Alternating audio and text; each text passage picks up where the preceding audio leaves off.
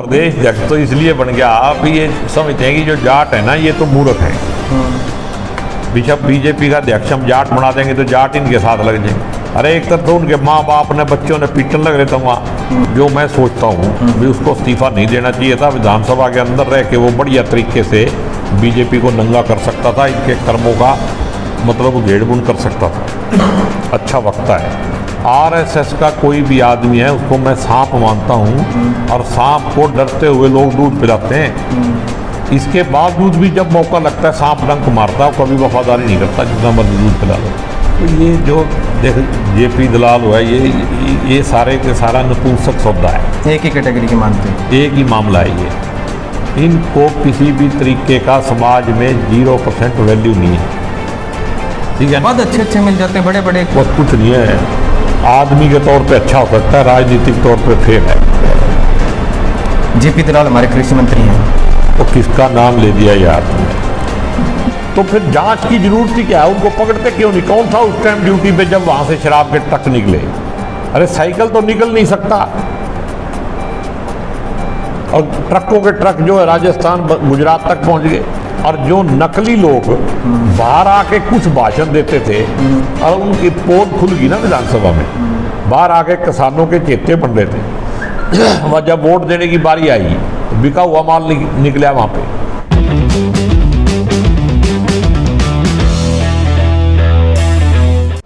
नमस्कार साथियों, मेरा नाम है मोहित, आप देख रहे हैं देश हरियाणा। आज फिर असंध आए हैं। असंध के विधायक मेरे साथ हैं, शमशेर सिंह गोगी।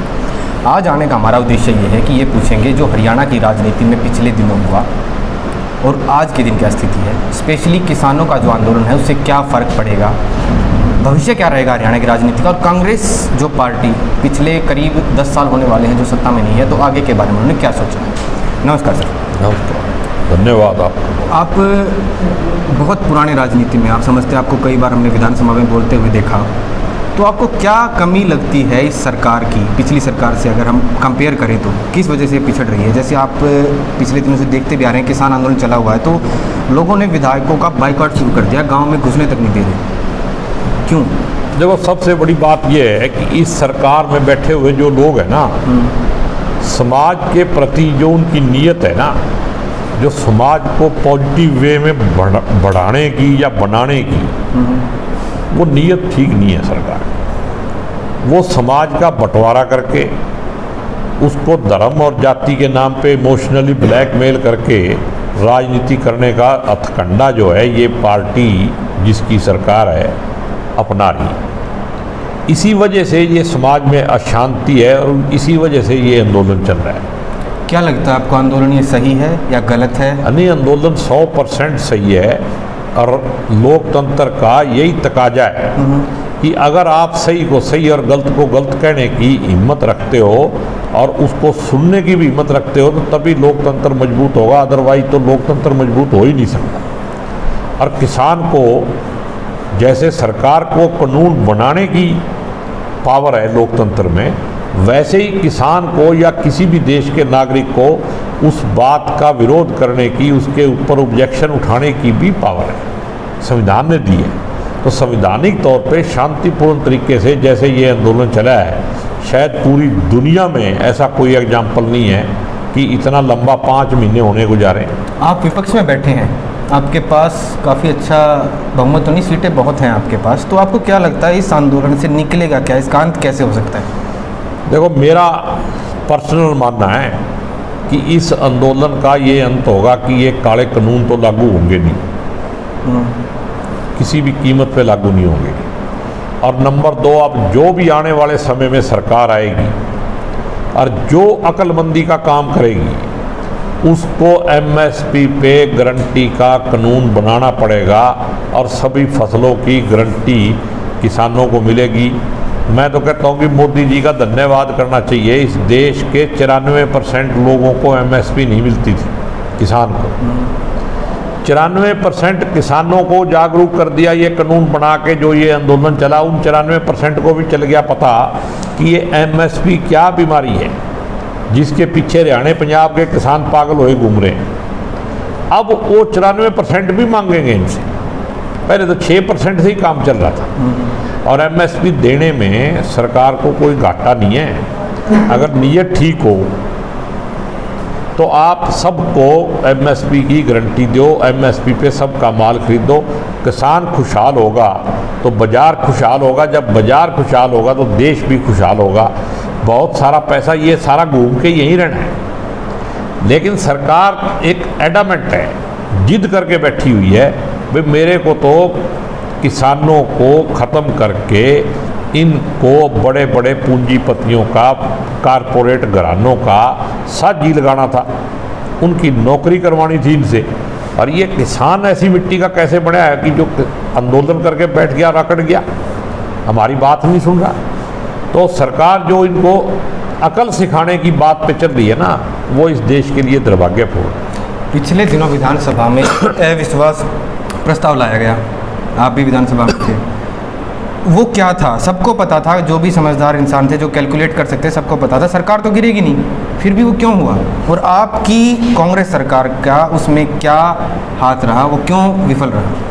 नहीं, कांग्रेस की सरकार नहीं है, कांग्रेस पार्टी लगा दी। कांग्रेस पार्टी ने अविश्वास प्रस्ताव दिया। अविश्वास प्रस्ताव का संवैधानिक अधिकार है, वो दिया गया। ठीक है। उसका ये मतलब नहीं है कि सरकार ही गिरानी है, उसका ये मतलब है कि अविश्वास प्रस्ताव के माध्यम से पूरे देश की जनता को जागरूक करना। और जो नकली लोग बाहर आके कुछ भाषण देते थे और उनकी पोल खुल गई ना विधानसभा में, बाहर आके किसानों के चेते बन रहे थे, वह जब वोट देने की बारी आई तो बिका हुआ माल निकला वहाँ पे। तो वो जो बिकाऊ माल था उसका जो पर्दा जाहिर किया गया, उसके लिए ये अविश्वास प्रस्ताव 100% सफल हुआ है। सरकार गिराने का तो इसमें कहीं भी कोई बात ही नहीं थी। और अविश्वास प्रस्ताव को आम जनता जो है, मीडिया ये प्रचारित करता है कि ये सरकार गिराने का माध्यम है, नहीं, ये लोगों को जागरूक करने का और नकली लोगों की पोल खोलने का। नकली मतलब जो एमएलए एमपी होते हैं ना, जो मतलब पब्लिक में कुछ और बोलते हैं। बहुत सारे किसान लीडर थे ना, एमएलए थे, जो कहते हैं मैं तो किसानों के साथ हूँ, मेरे को इन्होंने बनाया है, मैं ये कर दूंगा, जान दे दूंगा। कितने आए वहाँ? सिर्फ 2 इंडिपेंडेंट एमएलए। इसलिए ये जो सिस्टम है, उस सिस्टम को अडॉप्ट किया गया और उसका संवैधानिक जो हमारा अधिकार था, उसके माध्यम से हमने जनता को बताया असली कौन है, नकली कौन। कुछ लोग कहते हैं कि भाई कांग्रेस के तो इस किसान आंदोलन की वजह से बले बले हो गई, उनका तो एक अपर हैंड आ गया कि भाजपा सरकार ने किसानों के साथ अच्छा नहीं किया, अगला ऑप्शन किसानों के या फिर जनता के पास बचेगा कांग्रेस का। देखो, ये जनता ने फैसला करना है, जो जैसा कर्म करेगा उसको वैसा फल मिलेगा। इस धरती के ऊपर कृष्ण का ज्ञान चलता है। कृष्ण भगवान ने गीता लिखी है, गीता को पढ़ाने का काम ये जो सत्ताधारी पार्टी है वो बहुत जोर से कर रही है। और शायद उस टाइम सत्ताधारी पार्टी भूल जाती है कि ये गीता का जो ज्ञान है वो हमारे ऊपर भी लागू होता है। अगर हम बुरा कर्म करेंगे तो ये हमें भी भुगतना पड़ेगा। ये बात मैंने विधानसभा में भी की। तो आज जैसा आप कर्म करोगे, कांग्रेस ने जैसा कर्म किया, लोगों ने अगर पिछले 5 साल में कांग्रेस ने जितनी मेहनत की उसके हिसाब से 31 सीट आ गई। आगे अगर कांग्रेस का कर्म और अच्छा नजर आएगा तो कांग्रेस की सरकार आएगी। और जो सत्ता में बैठे हुए इस स्टेट को लूट के खोखला कर रहे हैं, कितने घोटाले हो गए 1.5 साल में? एक घोटाले की आप जांच बता दो, स्टेट लेवल के घोटाले आप देखो कि लॉकडाउन के बीच में एक आदमी सड़क पे नहीं उतर सकता था, आपको भी पास लेके जाना पड़ता होगा पत्रकारों, बिना पुलिस के। और सरकारी जो लोग हैं उनके बगैर कोई भी सड़क पे नहीं था। तो घोटाला किसने किया भाई? पूछने की जरूरत है किसी से। या तो पुलिस ने किया या उन सरकारी लोगों ने किया जो उनके ऊपर बैठे। तो फिर जांच की जरूरत ही क्या है? उनको पकड़ते क्यों नहीं? कौन था उस टाइम ड्यूटी पे जब वहां से शराब के ट्रक निकले? अरे साइकिल तो निकल नहीं सकता। और ट्रकों के ट्रक जो है राजस्थान गुजरात तक पहुंच गए, कैसे पहुंच गए? तो ये जो कर्म जैसा सरकार कर रही है उसका फल जनता इसको जरूर देगी, ये मेरा 100% विश्वास है, क्योंकि सारी दुनिया झूठी हो सकती, कृष्ण भगवान कभी झूठा नहीं हो सकता। ये हरियाणा की सरकार बीजेपी और जेजेपी से मिलके बनी है। पीछे कुछ लोग कहते थे कांग्रेस की तरफ से भी, जो भी विपक्षी हैं उनका कहना था कि अगर दुष्यंत चौटाला पीछे हट जाएं तो सरकार गिर जाएगी, लेकिन दुष्यंत चौटाला पीछे नहीं हटने को तैयार हैं। हालांकि उनके हलके के लोग भी उनसे नाराज़ हैं, उनके खुद के जो विधायक हैं वो भी उनके खिलाफ हैं बहुत सारे, फिर भी वो पीछे क्यों नहीं हट रहे, क्या दिक्कत है? देखो, ये सत्ता का सुख आपने देखा नहीं, मैंने भी नहीं देखा वैसे, लेकिन जिन्होंने देखा है ना उनसे तो मतलब ऐसे चिपकते हो लोग। इसका मैं कुछ ऐसी बात कहूँ जो व्यक्तिगत हो जाए वो अच्छी नहीं है, वरना इसके पीछे तो ये है कि स्वार्थ है। और मेरे को ऐसे लगता है कि दुष्यंत एक अच्छे परिवार का आदमी था, बच्चा था, और जिस रास्ते पे उसके दादाजी और दूसरे लोग चले उसको भी उसी रास्ते पे चलना चाहिए था। उसी रास्ते पे चल के 10 सीट आई उसकी, उसी के नाम से।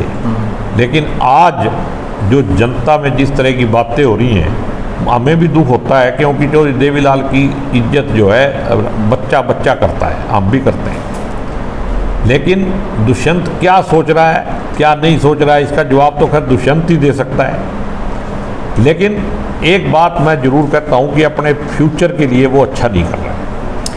अब एक छोटा सा राउंड करूंगा, मैं आपको 5 से 10 पॉलिटिशियंस के या सेलिब्रिटी के जो भी पर्सनैलिटीज़ हैं उनके नाम लूँगा। आपके मन में जो भी उनके लिए ख्याल या बात आए 1 या 2 लाइन के अंदर आपको बताना है, थोड़ा जल्दी किए नहीं, अब टाइम ज़्यादा सोचने का नहीं है।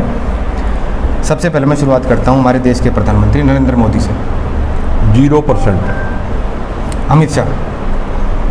500% माइनस। मनोहर लाल खट्टर। बहुत कुछ नहीं है, आदमी के तौर पे अच्छा हो सकता है, राजनीतिक तौर पे फेल है। जेपी दलाल हमारे कृषि मंत्री हैं। वो किसका नाम ले दिया यार तुमने? बस इतना ही? बस इतना ही बहुत है, इसमें समझ जाएगा। भाजपा के अध्यक्ष ओपी धनखड़। तो ये जो देख जेपी दलाल हुआ ये सारे के सारा नपुंसक सौदा है, एक ही कैटेगरी के मानते हो? एक ही मामला है ये। इनको किसी भी तरीके का समाज में 0% वैल्यू नहीं है, ठीक है। पद अच्छे मिल जाते हैं, बड़े बड़े। पहले आपको मंत्री बनाया जाता है, जब आप मंत्री पद से हार जाते हैं, जनता आपको हरा देती है, फिर आपको उससे भी एक तरह से बड़ा ही पद कहा जाएगा जब आपको प्रदेशाध्यक्ष बना दिया जाता है, तो कुछ तो बात। प्रदेश अध्यक्ष तो इसलिए बन गया, आप ये समझते हैं कि जो जाट है ना ये तो मूर्ख है। बिशप बीजेपी का अध्यक्ष हम जाट बना देंगे तो जाट इनके साथ लग जाएंगे। अरे एक तरफ तो उनके माँ बाप ने बच्चों ने पीटन लग रहे थे वहाँ, अरे एक तरफ अध्यक्ष बनाने से क्या होता है? ऐसे बड़वे तो हर बरादरी में होते हैं। अभी नहीं रहे हमारी राजनीति में वो अटल बिहारी वाजपेयी, उनके बारे में क्या मानते हैं? अटल बिहारी को लोग अच्छा आदमी कहते हैं, लेकिन जो भी जिसने भी, आपने कभी सांप देखा? क्यों डरते हो उससे? सांप की कोई पूजा करता है? आरएसएस का कोई भी आदमी है उसको मैं सांप मानता हूँ, और सांप को डरते हुए लोग दूध पिलाते हैं। इसके बावजूद भी जब मौका लगता है सांप डंक मारता है, कभी वफादारी नहीं करता, जितना मर्जी दूध पिला लो। इसलिए कोई भी आदमी जिसने आरएसएस की ट्रेनिंग ले ली उसको मैं किसी भी तरीके से अच्छा आदमी नहीं मानता, वो देश का दुश्मन है। राहुल गांधी तो एक शहीद परिवार का, इस देश के लिए जिस परिवार ने कुर्बानियाँ की हैं उसका बच्चा है। बाकी तो जब उसको काबिलियत मौका मिलेगा काबिलियत साबित करने का, तो उसके बाद उस पर कमेंट करेंगे। कुमारी शैलजा तो मेरे लिए देवी है। भूपेंद्र सिंह हुड्डा, वो भी हमारा बड़ा भाई है, हमने इकट्ठे इतने सालों से काम किया है। हरियाणा की राजनीति में अगर बात करूं, किसी एक नेता का नाम लिया जाए जिसको आप राजनीतिक तौर पे कमज़ोर मानते हैं, किसे चुनना पसंद करेंगे? राजनीतिक तौर पे कमज़ोर तो सारे ही हैं, जितने भी इस नॉर्थ हरियाणा की बेल्ट में पैदा हुए, ये आज तक साझी लगे रहे, कभी रोहतक वालों के, कभी सहारा वालों के। जब इस एरिए में जिस दिन कोई नेता पैदा होगा तब बात करेंगे। अभी तो हम सारे कमज़ोर हैं जो इस बेल्ट पे हैं। ये 3 कॉन्स्टिट्यूंसी हैं, करनाल, कुरुक्षेत्र और अम्बाड़ा। अभी तक हरियाणा की बागडोर जिस दिन इस एरिए में आएगी तब मैं फिर बात करूँगा इस पर। कोई भी बहुत सारी पार्टियां हैं, 6-7 हमारी नेशनल पार्टियां हैं। पार्टी, कोई भी पॉलिटिकल पार्टी, उसके पीछे एक तर्क दिया जाता है कि हमारी एक विचारधारा है। कोई भी पार्टी एक विचारधारा के ऊपर खड़ी होती है। कांग्रेस के पीछे भी ये तर्क है कि हमारी विचारधारा अलग है। तो कांग्रेस की जो बेसिक विचारधारा है वो बताइए मुझे, क्या है? कांग्रेस जो है ना, कांग्रेस की पार्टी जो है, इसकी विचारधारा आज़ादी की लड़ाई में जो आंदोलन हुआ उस आंदोलन से निकली है। ठीक है। और इस देश का जो नक्शा है वही एक कांग्रेस का नक्शा है। एक तरफ आप कांग्रेस का नक्शा बनाओ, इसकी विचारधारा आपको विलक्षित होगी उसमें, और दूसरी तरफ आप देश का नक्शा बनाओ। ये दोनों एक दूसरे के सब्स्टिट्यूट हैं। बाकी कोई भी पार्टी इस देश के खांचे में फिट नहीं होती। कुछ नाम रह गए थे। दुष्यंत चौटाला के बारे में क्या सोचते हैं? अब क्या कहूँ, जो बच्चा है अभी, अभय चौटाला? नहीं, अभय चौटाला देखो, जो मैं वो बातचीत करता है उसके हिसाब से ठीक है, वैसे अब रिजेक्ट कर दिया लोगों ने तो मैं क्या करूँ। अभय चौटाला ने इस्तीफा दे दिया। उनका तर्क है कि पूरे भारत में 4200 से ज़्यादा विधायक हैं, अकेला मैं हूं जिसने किसानों के लिए इस्तीफा दिया।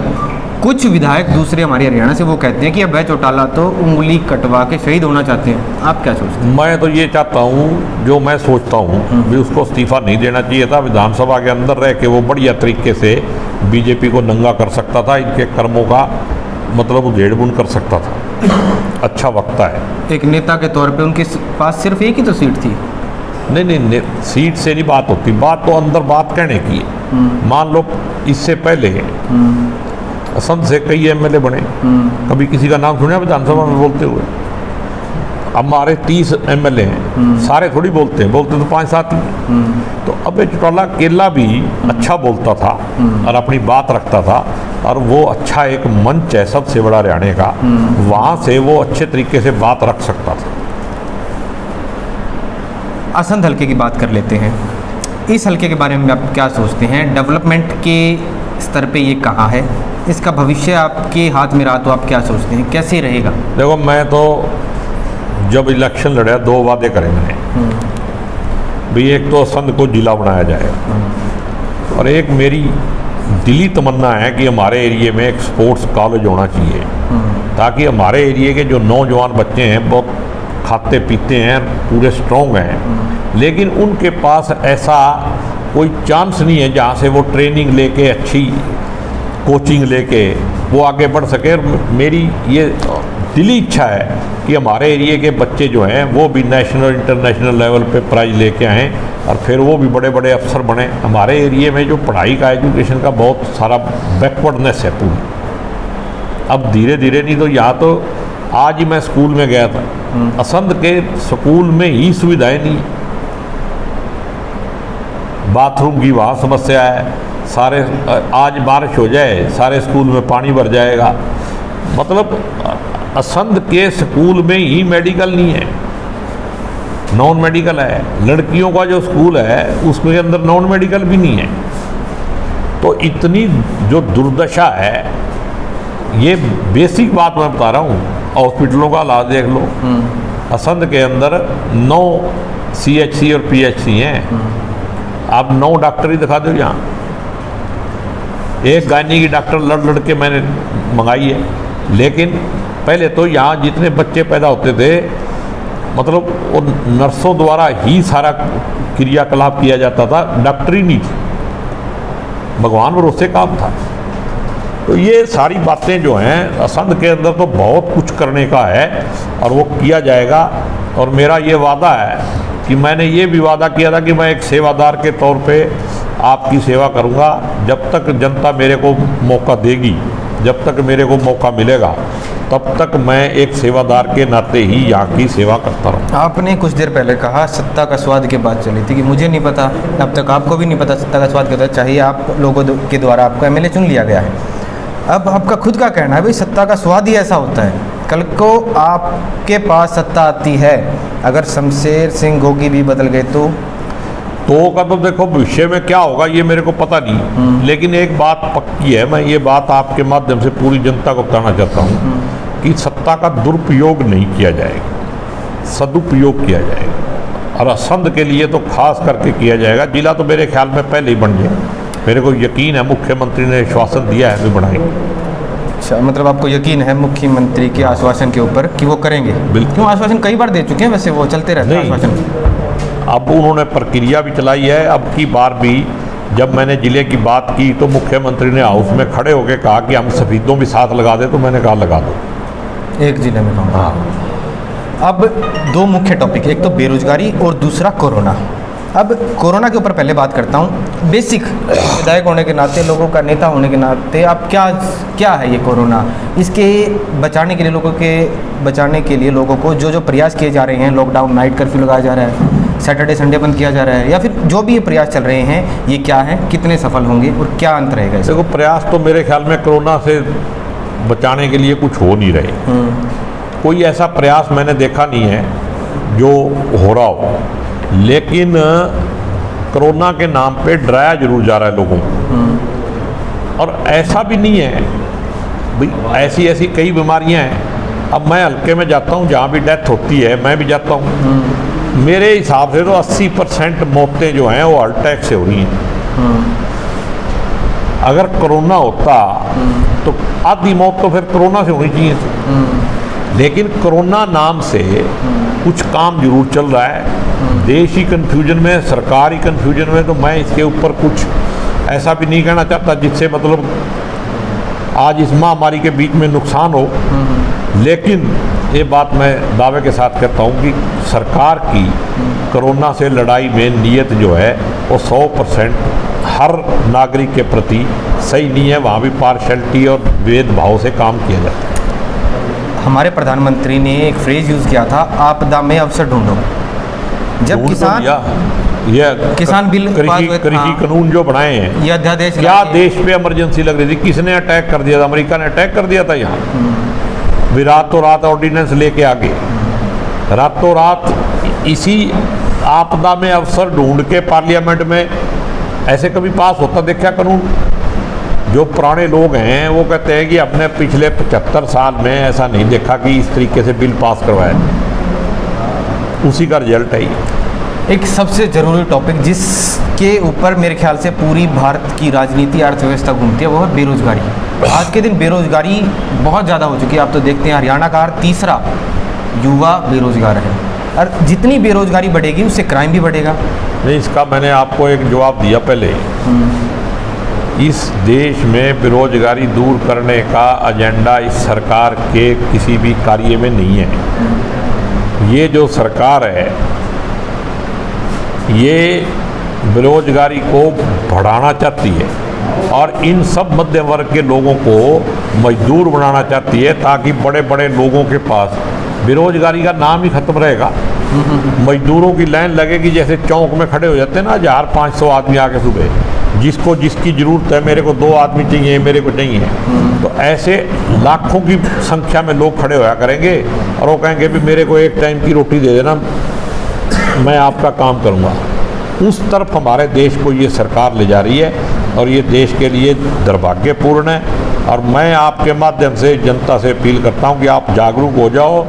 देश का लोकतंत्र भी और संविधान दोनों खतरे में है। ये जो हिटलर था ना जर्मन में, उस रास्ते पे चली हुई विचारधारा को लेके ये सरकार चल रही है और ये बहुत ही खतरनाक है। इससे बचना बहुत ज़रूरी है, बचाना भी ज़रूरी है। जो विपक्ष है उसको भी एकजुट होके ये लड़ाई लड़नी चाहिए और जनता को भी जागरूक होकर खड़े हो जाना चाहिए।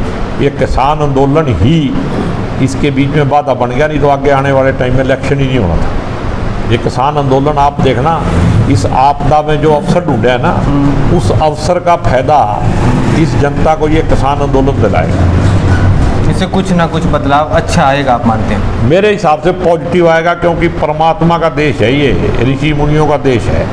ये गुंडों का देश कभी रहा ही नहीं और ना रहेगा।